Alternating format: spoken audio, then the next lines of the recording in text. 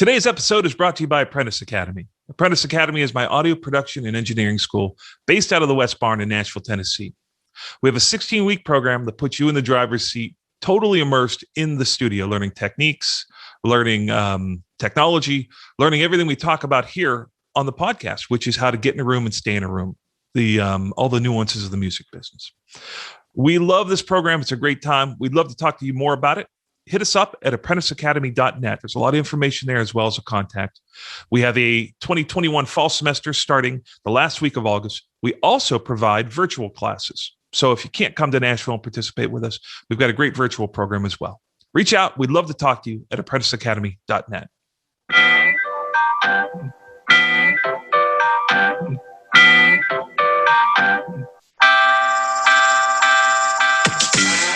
And when they couldn't pay me my rate, they were giving me points on the record.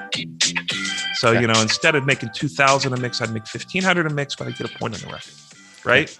And I'm just working nonstop. And that was all out of that Studio C over at RCA, which was where me and Dave Pahanish were hunkered down, nonstop writing. Where did you meet Dave Pahanish? I met Dave Pahanish in Pittsburgh 20 years prior. But he did not follow you in New York. He didn't. He would come up to New York to do a bunch of work, but he didn't move to New York with me. Okay. For those that don't know, Joe and Dave were writing partners for a long time that have had many, many number ones, cuts by some of the biggest artists in country. That was an unbelievable run you had of the record. And what's interesting that I love, and this is a story that everyone always talked about for those trying to get cuts in Nashville, is you guys did something that I think you kind of almost blazed a bit of a pathway on this, is that you were making records. These were not songs to be pitched, correct? They were record. The idea was to try to get Dave a deal. Yeah. It didn't work out. So, but people started hearing these songs. Right. Dave's didn't get a record deal, but these songs were incredible. They were incredible. And they were different too. They were different. Like they were on a lot of levels. They were different on a lot of levels. I think, I loved him as somebody that's a fan of the 70s stuff. You could tell your influences. You guys wore your influences on your sleeve on that stuff. We made a decision not to make records that were, hey, let's listen to what's in the top 20 and let's write like that. Right. We made a conscious decision. We look like geniuses when it worked out, but there's a version of that where it doesn't ever work out. We continued to make these records that were so good, and we would sit there and we would listen to them and say, why do people not get it? We were like dumbfounded by people not getting it. And, we had a nuclear relationship. Jimmy Wayne says that was a nuclear relationship, that Dave and I were doing things that were just like, it was like fission, right? We were really a special team of creativity. But people don't see that we were 20 years before people knew who we were. Right. We're making records back in Pittsburgh. Right. But what I find interesting is you guys were making every one of your cuts were not songs that were cut to be pitched. They were cut as part of you and Dave building Dave's artist career. I guess that's the case. I mean, looking back on it, I don't have the clarity of that, because I knew that we both had publishers. I was with Sony. He was with Right of Center, and they were both pitching those songs. So, but do you think that I don't think we sat down to write songs for Kenny Chesney, but I know that we had the responsibility to output songs that people could cut. So I don't know how to answer that. I guess what I'm driving at is that there's a psychology behind when somebody's going, hey, I want you to cut this song, and they put it in your face. And your initial reaction, I think the natural reaction is to go, whoa, okay, cool. You're putting me on the spot. That was not how you guys did it. You made it for Dave, and people go, whoa, I love that. It's a soft pitch. Yeah. They don't even know they're being pitched. So we ended up, what we would do is we would put out this CD. It was called Nashville. Yeah. And it would change as the second printing of Nashville might be different than the first one if we had written some new songs. It's amazing. But we'd still, same artwork. Yeah. Nashville. And it usually would just get added to the CD. So the other songs would stay on there, right? And it was just like a byproduct for Dave to have something to sell when he was playing these bars. I'd go to see him in these bars, be crammed into a corner, and you'd hear silverware and, a loud rumble of people, and he was just like singing old Loggins Messina songs and occasionally some of our songs. And it was like, okay, it's something for him to sell so that he's got gas money to go home. It was very much that. People look back at it and say it was a lot more genius than what it was. So it was that. But it was also this way for us to like have a good place where all of our songs were our best songs, the songs we thought were good enough that we would release them. Right. And that record ended up, out of the 13 songs, 9 of them got cut by major label artists and 3 went to number 1 on Billboard. That's incredible. Right. So I don't know if that was part of the perpetuating the rejuvenating. I don't know if we got cuts and then put them on the record. I don't know. But either way, it was either happening too fast or they would have made it on there anyhow. But it ended up having kind of like a fabled story, this record. And there's a picture of Emily West handing the CD to Keith Urban at the CMAs. The actual instant she handed it to him, someone took a picture of it. And the next day he called and said he was going to cut Without You. Wow. So, and Tim McGraw cut 2 songs on that, off of that. And as the rumor goes, I had gone to meet with the person who listens for Tim McGraw, and they had, in non-easy terms, had told me I was insane for playing him this song. It was dumb. He could never cut it. Like I'd wasted that person's time. She was famous for that, by the way. I didn't even want to say the pronoun. Yeah. But sorry. I had left there feeling like I had missed an opportunity. It was the first time I'd played for that person, played some songs, and I kind of felt dumb. But then I was like totally rejuvenated when Tim cut that song, the next record. And Tim, story that I heard was that Tim found the CD of Nashvillean and had been driving around in his Jeep listening to Nashvillean and cut 2 songs off of that. And the song that she said he would never cut had backwards spoken word, me before the first verse speaking backwards, and the backwards guitars, backwards guitar solo. This wasn't anything that was going on in Nashville at the time either. But it was something that was great that we loved. Oh yeah. So it was very like, we're just going to do what we can do the best we can that we think is super interesting. And that's why we were like, how come people were not responding to it? We thought that the stuff we were doing, we thought it was incredible. Right. Like we couldn't stop listening to it. We'd listen to it in our cars. We'd listen to it on our iPods. That's back when the iPods were around. We'd listen anywhere we could.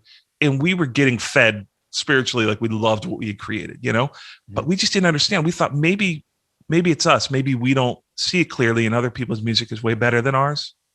We thought maybe we were just slow. We thought maybe people knew things we didn't know. But then when it caught on, it was like everybody wanted to cut a Joe West Pahanish song. And there was a minute there where it was just like, you couldn't put it out. And to me, I'm saying this as honestly as I can possibly, I like those versions better than the ones that were cut. That stuff is magic. It's absolute magic. It's not so I'm sure looking back, it's, hindsight's 2020, but it really is an incredible work of art. Well, when you listen to the songwriters like Jeff Steele, or if you listen to the songwriter demos of a lot of these songs that went on to be big hits, a lot of times if the songwriter is committed and wrote the song, and when they make there's just something to it that's more than anyone could try to ditto or try to make a facsimile of, right? It's just more. Yeah. So, all those recordings had more. And some of them aren't the best sonic recordings. Oh, they got vibe for days though, man. They're vibe for days. They're perfect for what they are. And those records, every once in a while I'll stumble on my iTunes, it will come up and I'll have like a little, here's an old song. I sent you that one. It sounded like Junior's Farm. Remember? Yeah. I mean, that record is so much fun. When you listen to it, it just had the vibe like it could have been on an old Paul McCartney record, know? And Dave was great at that. Dave was great at like having incredible melodic moments and not totally knowing what to do with them at that point in his career. Right. So I was like, a lot of early on, what I did with Dave was just find the best songs we make a record. And then I came in and I started like, let's change this song. Right. And then people responded more to it, and then we would make another record. So like he had this trajectory as an artist where people were, when they got him, they really got him. And then we started writing. We both got publishing deals, and we were just writing these songs from scratch, where it was just like we had separate things in the room.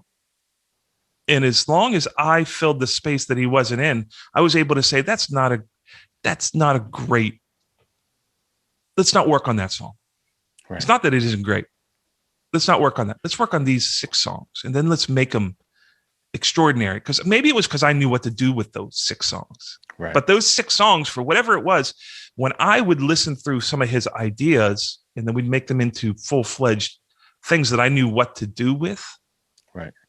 Those things went on, and when people did get it, it was like they really got it. You know, it was like something totally different.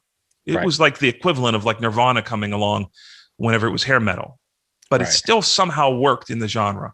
Right. You know, and our first hit was with Tim Johnson, the late great Tim Johnson, and that song was so out there. Well, which I love the story, by the way. Like, I love, one of the things I think is, you know, absolutely critical for people to understand is the tenacity involved.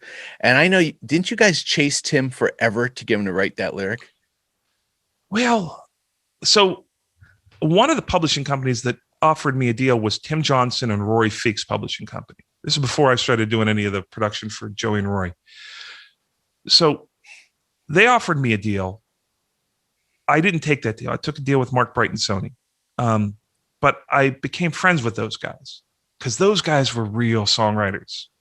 Tim Johnson and Rory Feek were the kind of guys that if you heard that someone was talking about a song from either of those guys, you had to go find it and listen to it because it was going to be like a house that built me. It was like they were legit songwriters. Sure.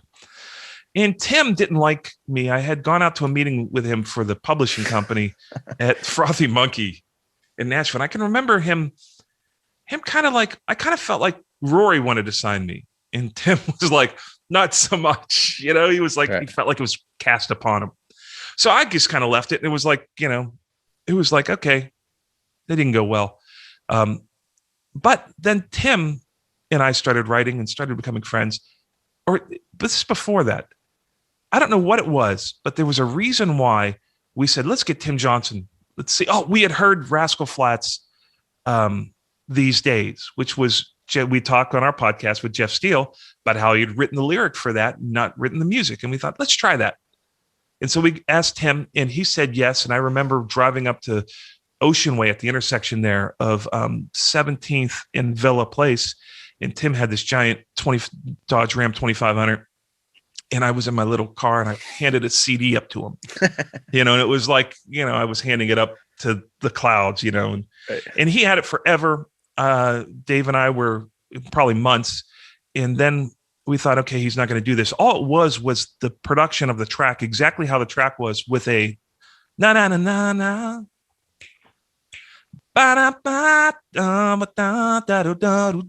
So you had the roadmap of the melody on there. All the phrasing was on.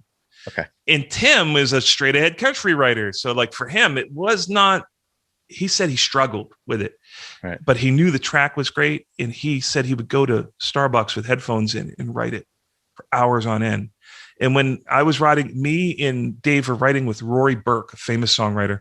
And on the way home, we got an email with the lyric and him singing over the track. Tim was a great singer, but he had maintained every piece of the phrasing, which Nashville guys don't do. Session players won't do it. In the old days, you'd go in, they'd straighten out all your stuff, all your pushes would come out. But he had laid that down so perfectly, found every syllable to match every one of those parts. And it was a simple country lyric about a guy he should have known. Do you believe me now? Him saying to his girlfriend, I knew that guy was a problem. Do you believe me now? Now you're with him, right? Yeah. And I'm missing you way across town. Yeah. And it was just so simple and so country. The track was from outer space. It had guitars back in the day. You could barely put an electric guitar on something. We had guitars that were like chopped up and panning from left to right and drum loops and, you know, things like record scratches, but I don't think on that song. But we just had bizarre stuff that was totally unpalatable. But Tim's lyric made it palatable. And then it was over, man. We played it for Jimmy Wayne after a co-write. He said, let me put my voice on that track. And I was like, I didn't really know what that meant. I was like, okay. Jimmy did not have a deal at the time, correct? No, he was on Big Machine Records and they had a single slated for release. He had done a record with Mark Bright. Mark Bright, my publisher. Mark Bright had done half the record. And Nathan Chapman, Taylor Swift early fame, had done the other half of the record. So it was done. So we wrote this song and we didn't get anything that day. But on the way out, I said, let me play you this because it had the range. He could cover the range. I knew his vocal range. And he ended up putting his voice on it and then took the longest time because he was afraid of losing his deal. Took the longest time. He eventually played it for Scott Bruschetta at Big Machine. And Scott said, where'd you get this? He's like, it's those two guys I've been telling you about, Joe and Dave. He said, I thought Joe and Dave was a duo. He's like, no, you're songwriters, producers. And he said, all right, I got to go to a meeting. I'll call you about this. And then he called him 20 minutes later from the meeting, and it was an A&R meeting. And they said on speakerphone, they said, congratulations, this is your new single. It's going to radio, blah, blah, blah. Went on to be a 3-week #1, one of the biggest songs. Using that production that you guys had done, the whole thing, right? Yep. Scott Bruschetta said, it's rough. It's not country. We need to trick radio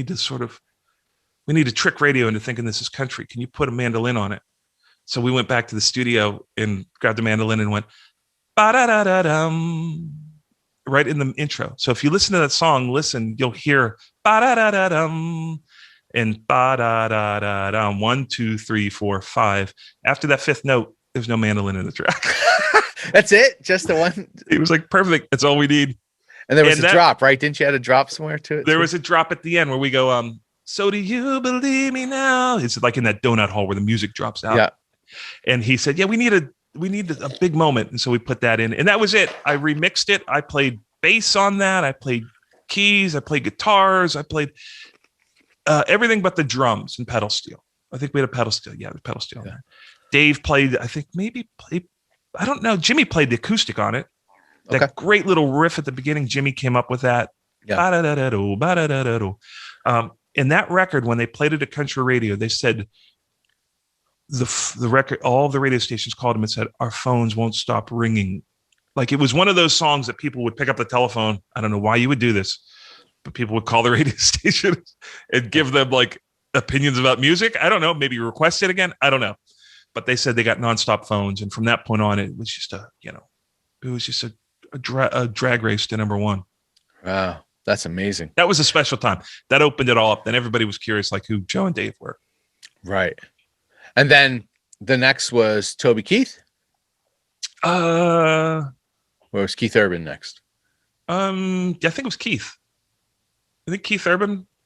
Maybe it was Toby Keith. I think it was. They Toby all came Keith. so quickly. It was like. I think it was Toby Keith. Okay. Yeah, Toby Keith. I think that if my recollection is correct, because I think I had moved here at that point, and so, again from that same Nashville record, which Do You Believe Me Now? There's a version with Dave singing on that record. Yeah. People need to go hear this. Is this record available? We'll look, and if it is, we'll put it up. Yeah, on Spotify. I'm it's sure there's really a Spotify interesting link. to hear those original recordings too, because I love them. They have vibe all day long. Anyways, so from there, Toby Keith hears American Ride somehow. Yeah. Right? Same deal? Is we talking the same Nashville? Is he just kind of makes its way to him? So Toby owned a record company called Show Dog Records. Yes. And then we were pitching Dave to get a record deal at Show Dog Records. So we're meeting with Allison Jones, who's now at Big Machine. She was at Show Dog Records. She was the head of A&R there. We were having a meeting where we were pitching Dave Pahanish as an artist.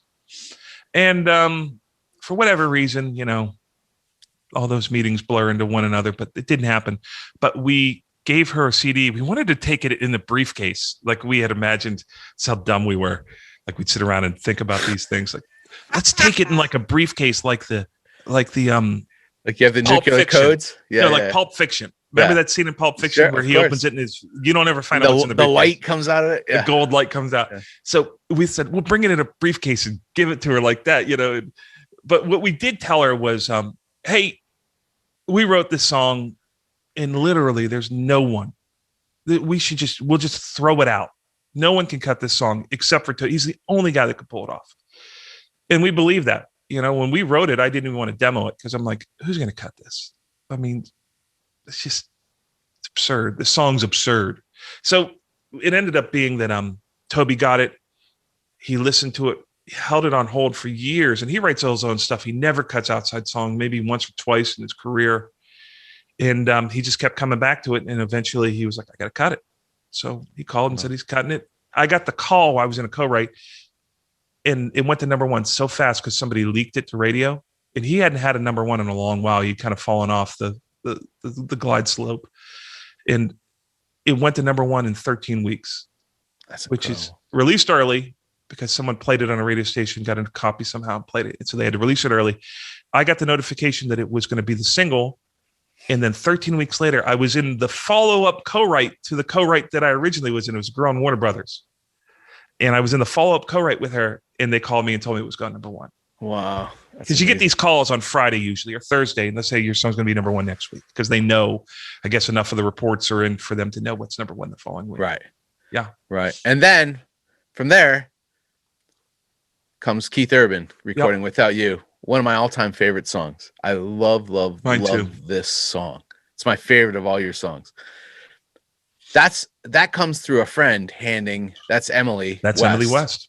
Yeah. And Keith. But it had, you guys, was he targeted? Because if my recollection serves me right, you guys had tried to get him to hear the song. Yeah. Previous to that. It was always a song. So we wrote that song based off of Danny's song.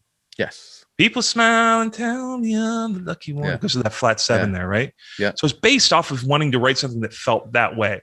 And if you listen to Without You, it goes from the one to the flat seven, right? Mm-hmm. And so it was like the inspiration for it. And then, Dave had just gotten into a new relationship. He was processing all these new, really strong feelings, what it's like at the beginning of a relationship.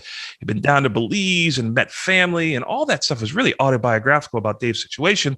And he had brought it in. It was hammered into, it felt very much like the song, and we ended up changing. We wrote the second verse together and retold the chorus. It used to say the new car, because he had just bought a new car. And with Dave, that was it. It was like whatever he was living ended up coming out of his mouth behind a guitar, Right. So in that, he was singing, about this new car he had gotten. And I'm like, this is a great song. And let's say the fast cars, just those are the kind of syntax or small directional changes that the chorus. We finished the chorus together, pounded it out. And then verse 2 and throughout the end of the song. So this song was it was just really organic and special. We ended up just cutting it right then. That's the demo, a banjo, acoustic guitar. I think there's a shaker. I make a vocal appearance in the pre-chorus, isolated vocal appearance, which is rare for me. You got someone like Dave that sings. It's like Don Henley in the band, right? Yeah, sure. So, and it was just, we loved the song. And it was like a perfect it filled the same niche as Danny's song. It felt like we had done it right, Yeah. And people just responded to it. Our publishers loved it. They were trying to get it around. Everyone thought it was perfect for Keith, but it just was one of those deals where it was, you just never hear back from people. You don't know if they ever get to hear it. Tom Bukovac, famed Nashville session player, was playing in a band with me and Dave called the Rust Belt. And he's like, I'm going to give that to Keith. Can I have a copy of it? And, Book plays on all of Keith's stuff and his buddies with Keith. So we never heard back. And then Mark Hill, famous bass player, would also play in this band with us. And he said, hey, he used to be Keith's music director. He's like, I'd love to get this to Keith. Everyone knew it was perfect for Keith. Right. And then we never heard anything back from him. And then Dave and I, we'd been working on this Emily West record, producing some sides for it, writing with her. And Emily ended up giving it to Keith, and Keith called and said he was going to cut it. At the number one party for that, I asked Keith, I said, did you ever hear it? He's like, that was the first time I ever heard it. So When you think about the miracle of how a song gets to somebody, that's a good example, because a lot of well-intended people, I didn't pursue them. They pursued me for a copy of that song. My two powerful publishers in town, two powerful session players. They both had direct ins to Keith. He told me at the number one party, it was the first time that he had ever heard it was whenever Emily had given him the CD. Wow. So it is a miracle when a song gets cut. And ironically, he hadn't had his baby girl yet. Along comes a baby girl, suddenly my little world. So the verse 2 of it hadn't happened for him. So all these things, once again, we go back to hey, this is what I want for my career. I want it now. I'm praying for it. Why my prayer's not being answered? It's he didn't have his baby girl yet. So after that, when he got the CD, the timing was perfect. Yeah. So then it was just he says it's the most autobiographical song that he never wrote. Yeah. He also said that they used to hover, him and Nicole Kidman would hover above a boombox in their kitchen and listen to the demo, my demo of it, on infinite repeat. Yeah, the demo's magic. The demo's great. It's magic. People, Urban when they hear the demo, they say Dave. They're like, "Oh my god!" Yeah. It's like Keith is doing a version of Dave. It's magic. Everything about it is absolutely. It's recorded beautifully. The vibe is so incredible in that song. Well, and Keith's version of it is awesome. Like when that happened, fantastic. I mean, he did not let down. Sometimes you get a cut back, like American Ride. I thought when it came back, I thought it sounded horrible. I thought it was just like, oh man, they blew it. You know, it didn't matter once it got on the radio. But when I got Keith's version back, Dan Huff had done it. You know, and it's was it Aubrey? Was it? The fiddle player? No, it wasn't Aubrey. It was who's the other famous fiddle player? Oh man, I use fiddle so little that. But a really great guy that I had done some sessions with, that played fiddle on, did a beautiful job. And of course, you know, Jimmy Sloas is on that, as well as, you know, it's just a beautifully done version of it, really communicated it. Right. And he changed maybe a word here or there. We had said, without you, I'd get by, but I'd have to have the notion. I have to have the notion. I'd be going through the motions. But he said, without you, I'd survive, which is a better lyric. Right. But he never asked, none of these guys that cut our songs ever asked for. Because American Ride was American Life, correct? It was American Life. And Toby made it into American Ride. And it was like, he never asked for any publishing, which I think is very honorable, because he could definitely argue that's the title. Keith changed 2 words in it, maybe. Right. There was a line in the first verse that said, I love you since the very first day when I saw you look my way. And there's smiled and just knew it. Yeah, smiled and just knew it.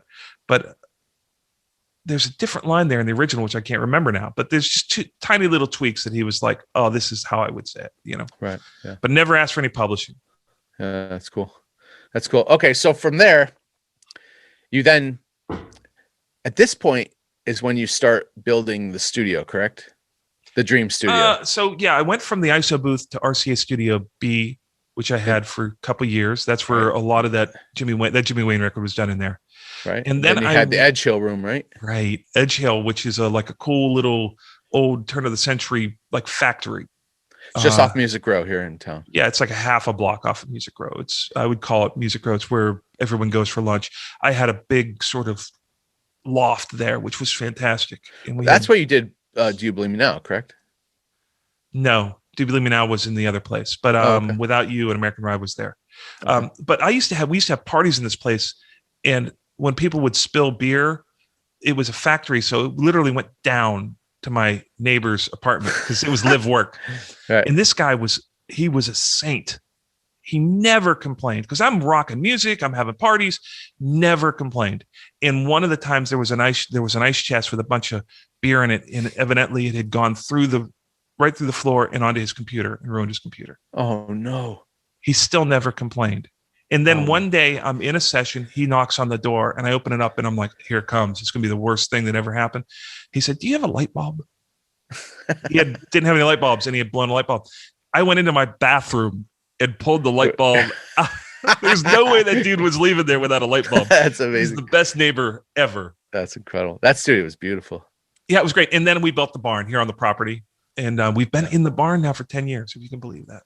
That's amazing. The barn, for those that don't know, is one of the most magical, spectacular studios you could ever possibly enter. It has the Daniel Lanois. Is that where you learned that from, the open recording space? It was, we recorded that Emmylou Harris records in a lot of studios that were studios, but we were always recording with everybody in the same room, right. And maybe I was in another room because it's just the way the studio was laid out. But I got into it from that. Yeah. Like we'd have Emmylou Harris, she'd be singing and playing at the same time.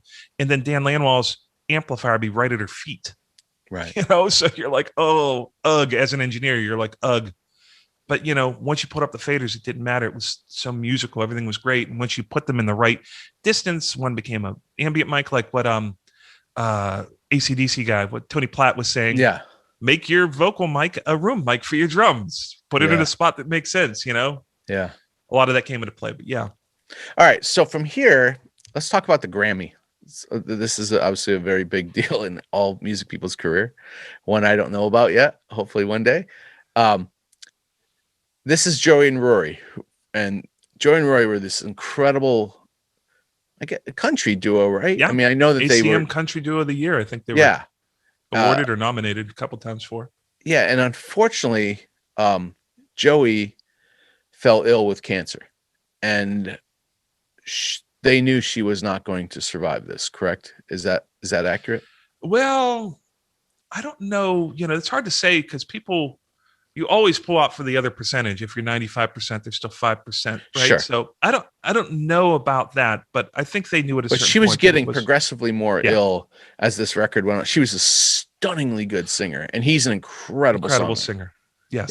Yeah. And together they had that thing that, like, when I talk about me and Pahanish, it's like, or me and Jamie Teachner, another friend of mine, it's nuclear. When you write songs, they're just like, whoa, these are super special. There's something going on here that's better than both of us, you know? Mm-hmm. And they were that for each other. Yeah. And they had much success, but they were very much, I don't know what you would call it. Like, there's like these people that have number ones, but you don't see them. Like Dierks Bentley had 18 number ones before he was considered a A-lister. You know, 18 number ones for anyone would make him a legend.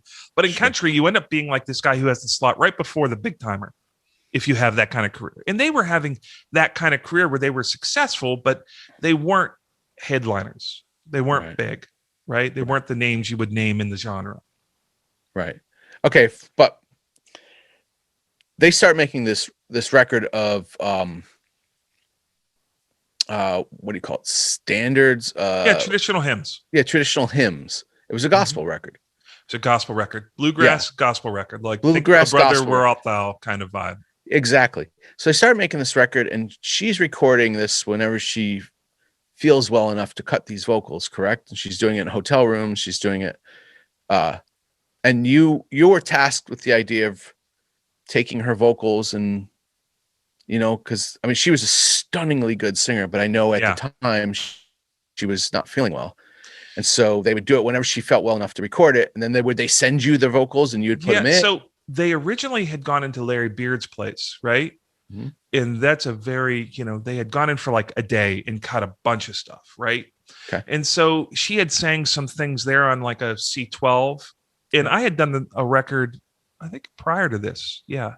I'd done a record and they shot a DVD that went gold in my barn. And I'd done a record for them, I think maybe right prior to this, where I produced and engineered it. And then they went and did this thing. And then I think she got to the point where she was her life was being altered by her sickness. Sure. Right. So they weren't able to complete it. Rory asked me to come on and help them finish this record. So there were vocals that were done on a C12, beautiful long body tube, which is perfect for her voice because she has like an Alison Krauss, beautiful voice that with a real high above 10K where there's a lot of magic up there. And then they would do some like on an Apogee USB mic in a hotel room. Yeah. While she was somewhere for treatment. Right. So some of them, you know, they were done all across the gamut. I don't know because I wasn't those, but like some of those situations where it's like maybe in a bus, maybe in an RV, maybe in a bed, maybe in a, you know, so we were getting all these files in the same song where you would have to cut from a C12 to an Apogee USB mic to a SM7B. It was a total Frankenstein. I'd have 4 tracks and I had to build a vocal out of what was there. Right. So you're EQing each mic differently to try to make it all work together. And I thought it was an impossible. When I sat down and listened to the sources, I'm like, we're not gonna be able to do this. But then I was like, forget it. Just like a songwriter, I said to myself, what I'm gonna do is I'm not gonna think about the rhyme. I'm gonna think about the heart of the matter and write the song, what needs to be said, and then I'm gonna make it rhyme. So I thought the same thing with this. I'm gonna build a great vocal take, regardless of what microphone it's on. I'm gonna build the best vocal take that's in these 4 to 6 tracks that might be sourced, right? Right. And then I'm going to figure out how to get them to sound the same. Wow. And I remember I had an assistant sitting behind me. I don't remember who it was, but I remember them saying to me, like, I was listening and I thought it was impossible. And then I heard it. And then it was like less impossible. And then it was like, oh my God, I can't tell the difference between these microphones. And I felt the same way sitting at the monitor, but I really, like, my assistant says that I really tune in because they're listening differently than me. It's not just me imagining what I want, right? Yeah. Yeah. And I remember being blown away. Waves has an EQ called the HEQ that I don't think I could have done that record without. And I was able to analyze frequency curves from one of the mics and it apply just it is an EQ like a match EQ kind of thing. It wasn't a visual thing, even though it has that aspect to it. It was like when you EQ'd it, it didn't leave the schmear that's left usually that once makes you want to reach for another band and EQ. It fixed the first problem and you were done with the problem, rather than the first problem creating a second problem, creating a third problem. So in this instance, whenever I ended up getting it done, I was like, I don't think I can hear a difference. And if you listen to that record today, we would have words where I'm going to taking the at, I was taking the from one mic and the at from another, or ow sound in the middle of a word from somewhere else. So it was incredibly detailed. And when we were all said and done, it was done. My father had bone cancer at that time. We had to go to Pittsburgh. So I had to take a mobile rig to Pittsburgh. I'd get up at 5 a.m. and work until 10 a.m. mixing on the coffee table in my dad's place, and it was just one of those things where it was like, this is a record that's so important that I got to make sure that regardless of if anyone cares about it, I got to just make sure that that I don't fail it, that it ends up having the best shot at being what it can be. And I was blown away. If you listen to those vocals, I could listen to those vocals now. I don't think I'd even think about one being on a USB mic and one being on a C12. Yeah. It was a miracle. She was a staggeringly good singer. Stunning. Yeah. Stunning incredible, voice. Incredible. She had a classic voice that when you heard it, you were like, oh, Patsy Cline. It was like that kind. Dolly Parton. Absolutely beautiful. Yeah. Absolutely beautiful. Yeah. And we ended up, so that record, interesting. It was in the jungle of Nicaragua when it was released. I had flown down with my buddy, Jerry Goldenson, who's been on the podcast, president and CEO of KHS Music. And his buddy, Nick Perdomo, had invited us down to the jungles of Nicaragua, where he has farms and he grows tobacco for his famous cigar brand. So we're in Nicaragua. I'm in the jungle at one of these hotels that has dial-up internet, where it's up in the high country of Esteli. And people start texting me or emailing me, I guess it was. And they'd say, hey, that record, the Joey and Roy record, is number 3 on iTunes. And I was like, holy crap. Like, I was just surprised by that. I didn't know what it took, how many records it took to be number 3 on iTunes. And then other people, we were there for a week. Other people were saying, hey, it's number 1 on Amazon. Hey, it's number 1 on iTunes now. And I'm like in the jungle feverishly trying to find out what's going on with this record with like horrible internet, right? Come to find out, when I got back, the first week of sales on that record sold 70,000 records, which made it the number 1 record in country, the number 1 Billboard record, right?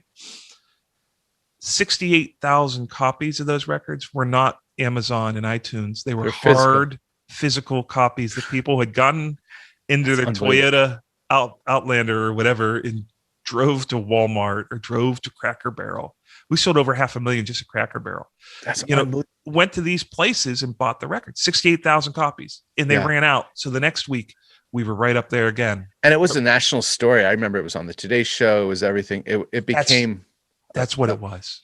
Yeah. It was the story. Well, it was a really heartfelt, It was the perfect asset to the story.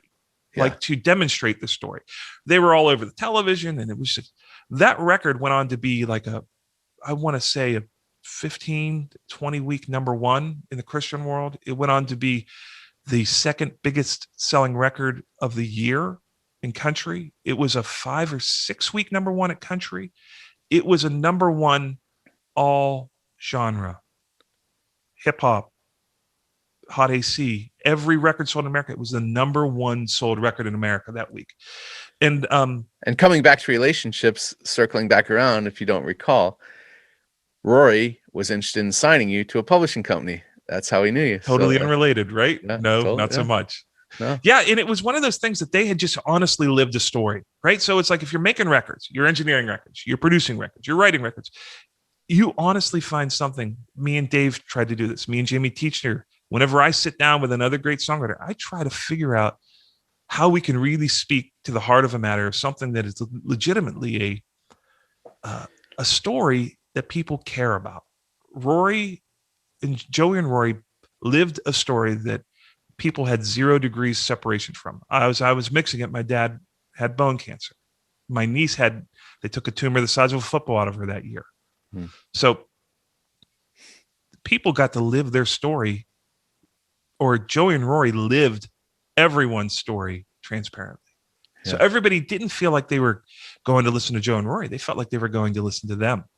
And if you write songs like that, if you make records with that intent, then it's like, is it a great record? Yes, it's a great record. Right. But it won the Grammy because the story was there, because people had such a relationship with like, hey, this is my story. You are telling my story. What we try to do here at the podcast is tell everyone's story across America that pursues the creative arts. We try to tell that story so that they could selfishly glean through, this is your life. This is what your life will look like if you just believe and do the right things and end up sort of looking back on it. That's your story. They did that perfectly and transparently.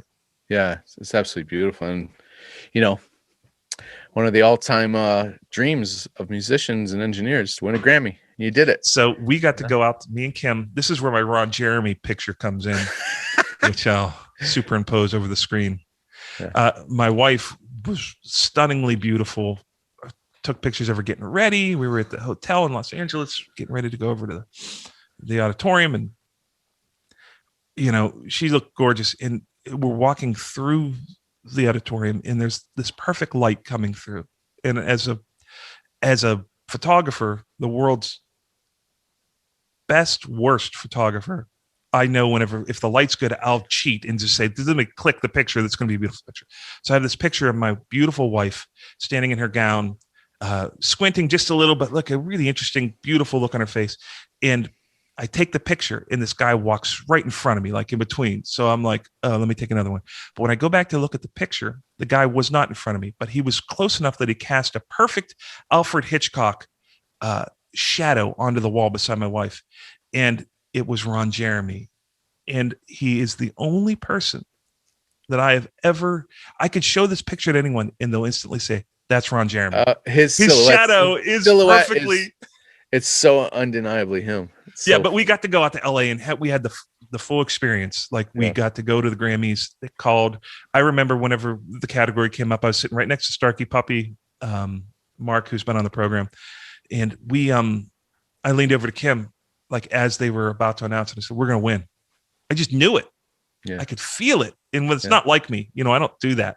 Mm-hmm. And sure enough, they called our name and walked up, got to go up. I had a Colonel Sanders looking, bow tie, which is like a ribbon, because I wanted to look cool. I'd actually lost some weight, so I didn't look like a total idiot on camera. It was like everything you hope for, right? It's like win the Grammy and be 300 pounds. No thanks. You look like, some ogre up there like Shrek.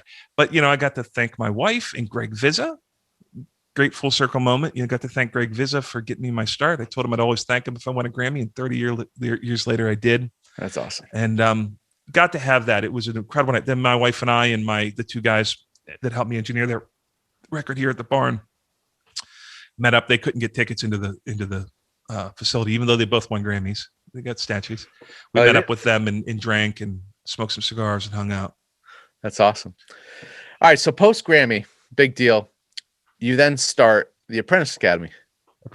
Which is something that you've always been into. And that's really why this podcast exists, is to share information, teach people, share stories. Like, as you always say, give them a seat at the table.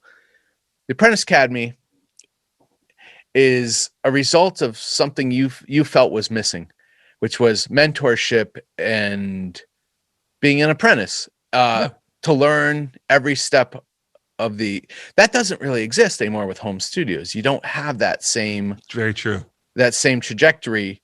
Mm-hmm. That when we came up, you'd start as a runner at the studio getting coffee. And like we talked with Candace Stewart again the other day,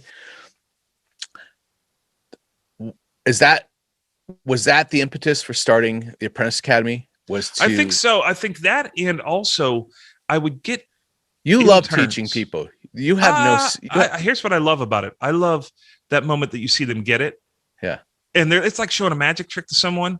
Right. And they're like, oh, I get it. Right. And then there's this thing where you now have like a bond with that person where it's like, hey, we just, we got a secret. between us. Right. But I would get these interns from Middle Tennessee State, in Belmont, in Berkeley, in Boston, and University of Miami, and Full Sail. I get these interns into my studio for years, for decades. And I was blown away that after 4 years, because when they got to me, they were 3.5 years into their academic career. I was blown away that the last 6 months that they spent with me, I was blown away that they didn't have a comprehension of how to be in a recording studio, that they didn't have any exploitable asset or anything they could do on their own. Guys wouldn't know how to mic a piano. Guys wouldn't know how to do headphone mixes, wouldn't know how to do the simplest things like hook up a cassette deck. I've had guys that failed miserably at that. And, not to diss, no shade on anyone for that. But I thought to myself, man, I was lucky because I got to watch people much further ahead of me. So my learning curve was shortened, and then I became good. Then I became great at some things, right? And then I became like, I was able to be an artist at some other things. Once you get great, you can then be an artist every once in a while and do something that you think is magic. And I learned that by watching guys and by learning from my dad how to sweat a pipe outside the music world, or pour concrete or fix a tie rod. I learned that stuff by doing. And so I also selfishly do it. I love doing it because I get something out of it. I get a little bit of there's a camaraderie there. I love camaraderie. Right. If I can find a group of people, I'll go into a room of 1,000 people. Maybe there's 10 of them that I have camaraderie with. But when I do, it's super strong and it super pays off. And these guys that go through the program, you get that with them. All of us are great friends after they graduate. It's a special project, that 16-week program where you just learn everything there is to know. When guys graduate, they're able to manage a full-blown Nashville session where the pace and stress is like launching from Cape Canaveral level stress. They're able to do that and do headphone mixes, get great sounds, manage a session, punch in things, get new tracks for overdubs, all within 3 hours, be able to get all this stuff done. They're capable of that from knowing nothing. Versus a guy who spent 4 years at a university and can't hook up a cassette deck. Yeah. So we do that, which is important, which is a really tough thing, but it's fun. It's not as heavy a lift as you think it is. Right. Once they learn that. And there's a bunch of great moments along the way where you high five each other. And then the other part, which I call the 51% of the program, is all this stuff we talk about on the podcast, which is like, hey, I know you're great, but why do I want you in the room? Right. Why are you going to stay in the room? Why will I not do a vocal overdub? Why will I not cut my vocals without you? Right. Why am I going to ask for you every time I go to this studio whenever I need an assistant, or whenever you become an engineer and I want you to mix my record? What are you going to do to make me want that? Right. Because everybody can do everything. It's got to be about the pinball machine and your personality, or the hot tub add-on to the recording studio. Why people go to these studios? It's like, I go there because they have a great food truck that goes out front, not because of the $1 million SSL. Right. You got to find that in your personality. Sure. And make sure that people are like, I'm going to work with Mike Shimshack because X, Y, and Z. Every time I write with Mike Shimshack, this is personally speaking, we get a hookier song than I have in my catalog 10 times out of 10. They're hit-laden, hooky songs. Yeah. Every time we've written a song together, it's been the only song the artist management have cared about. Right? Yeah, I got to have it, man. It's like, that's, I got a lot of faults, but that's why you go to people. No, it's for sure. Yeah, for sure. And that's what we teach them. So that's the 50, what we like to call a 51%. So where do you see yourself going? Dude, this is a good question. I've been looking at some people, like when we hear about, who was it? It was Elliot. Was it Elliot Shiner that was talking about, you don't hear about the 5 divorces and the alcohol. Yeah. He was talking about Al Schmidt. Yeah. You talk about like what it takes to be, there's this thing where you become immortal. I don't want to be immortal. Yeah. I don't want the 5 relationships. Yeah. I don't want the alcohol problem. I want to enjoy my life and my family. It's like, I want to be a part of great records, but I'm not going to ruin my life for it. So I'm happy. I'm content. I'm doing this new record with Brent and Carlos I'm super excited about. It's a spoken word poetry record. It's going to be incredible. Yeah, it's gonna be that stunning. is so inspired that I'm like, what do I need to do to be a part of this record? Yeah. How It's can awesome. will you guys let me be a part of this record? Like I Yeah. literally asked them, I got into a Zoom call and I was like, this is really special. I just want to be a part of it. I predict that to be your next Grammy, by the way. I I think it could be. It's that Yeah, kind of it's really special. But but that's also your experience to know that, having been through the road now, to know what is special, what's not special. I want to be a part of great records. Yeah. Wherever they Yeah. may be and whatever shape they may be. It could be a video project. That's why I love doing all this film. So much fun.